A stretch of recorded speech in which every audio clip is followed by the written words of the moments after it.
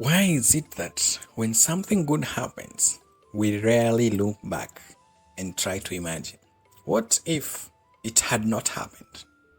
We just run along joyous, happy, and excited. On the contrary, when negative experiences or when negative things happen, we tend to ruminate around them. We blame ourselves. We feel guilty. We regret, and all other manner of self-condemnation that we can place upon ourselves. Why does that happen? Well, stick along. Welcome to the sixth section or chapter of the How to Love Yourself Properly podcast series. My name is Toja Sofula. So life has 2 or 3 phases. Let me call them the positives and the negatives. If the neutrals are there, perhaps. And also, there is also another realization that I would wish to bring to your attention is that the human mind has been proven to process negative information or negative experiences more strongly and for longer compared to positive ones. And that could explain the reason why it's easy for someone who has just gone through an unfortunate incident to keep thinking about that incident day in or for a whole day, ruminating around the idea and how bad he's feeling. But for someone else who has just had a breakthrough, for instance, that person would celebrate, let's say for about a minute to an hour, but they wouldn't celebrate the whole day. I think that analogy paints the picture. The human mind processes negative information or negative experiences more strongly compared to positive experiences. So what else could that mean? It could mean that cultivating and maintaining a positive mindset, it's not a one-off activity, and it's not a one-off thing to do, let's say in a day or in a lifetime. No, it has to be a constant and sustained effort, simply because you already know how your mind is functioning, is more aligned towards negative things. So if you allow yourself or to ruminate and think about negative thoughts, negative experiences, bad memories, intrusive memories and all that, without catching yourself and trying to cultivate positive experiences, let's say things like the exercise that we did in the previous section on counting your blessings and creating a list of positive things that have happened in your life, your mind would most probably drift towards the bad and the negative things that have happened in your life. So as a person who endeavors to love yourself properly, how do you go about it in terms of cultivating positivity and embracing positivity and a positive mindset? So this is what I suggest. Number 1, be aware of past experiences. Reason being, much of the decisions that I make right now or that you make right now are based on past experiences, past judgments, things you've learned in the past, for instance, and in very few circumstances that you find someone trying to make a decision based on a future possibility.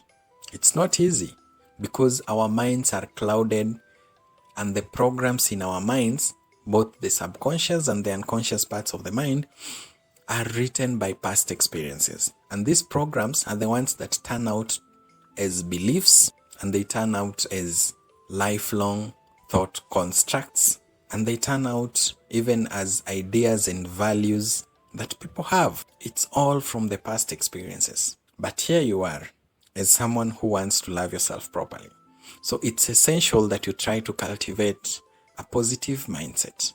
And by a positive mindset, I mean trying to evaluate things not so much based on past experiences, because just as it happened in the past, it doesn't mean it could happen now, although it could.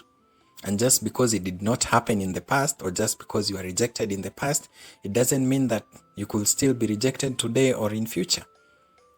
But what does the mind tell you when you're trying to make that decision or that job application? Most of the time you hear people say, I've done like 1,000 applications, or I've gone to several interviews and I've been rejected. Why should I go to another one? That decision is made based on past experience, which is very valid. But is it progressive? No. Because at that particular point, such a person has lost sight of what he or she wanted to achieve by actually getting that job. Sometimes it doesn't matter how long the journey will take you. What matters more is getting to the destination. When you finally reach there, you're going to appreciate the journey that you traversed to get there. All right. The second thing that you could do, or that I suggest, is that try to evaluate your experiences and your judgments based on past experiences and past influences in contrast to future possibilities. Let me unpack it for you. Look back, or try to reflect back to the latest decision that you made. What influenced it? Was it a past influence? Is it an influence from something that happened in the past? Is it a fear? Was it a fear? Was it a phobia? Was it someone that pushed you to do that? Or was it a past experience that motivated you either to do it or not to do it? Then compare it, or also try to look it in the aspect that, did you make that decision based on a future possibility that maybe it never happened in the past, it has never happened, or you have no experience of it, but you are hoping it could happen in presently or in future? Embracing positivity has to do with embracing faith and cultivating hope and possibility that it could happen. You could get there. The breakthrough could come, for instance, or you could get well if presently you're feeling sick. Hang in there. Creating and cultivating positivity, or basically a positive mindset, is not a walk in the park, and it's not a one-off event. It's something that you do each and every day, because challenges and negative experiences happen daily, and it's to everyone. You are not alone. So for you to keep on moving forward towards attaining a greater version of yourself, then it's necessary for you to love yourself properly by embracing a positive mindset, or rather cultivating positivity.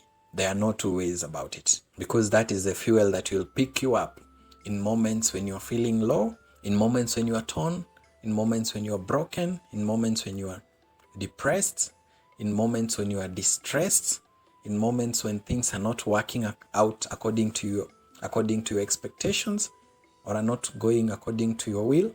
You will need something, or you will need someone to pick you up. If you don't find someone, then it's that vision and that goal and that ambition that you have deep within your heart, that is what will pick you up. So cultivate a positive mindset as a person who endeavors to love yourself properly. Thank you so much. Let's meet in the final episode of this podcast series. My name is Roger Sofula. Adios.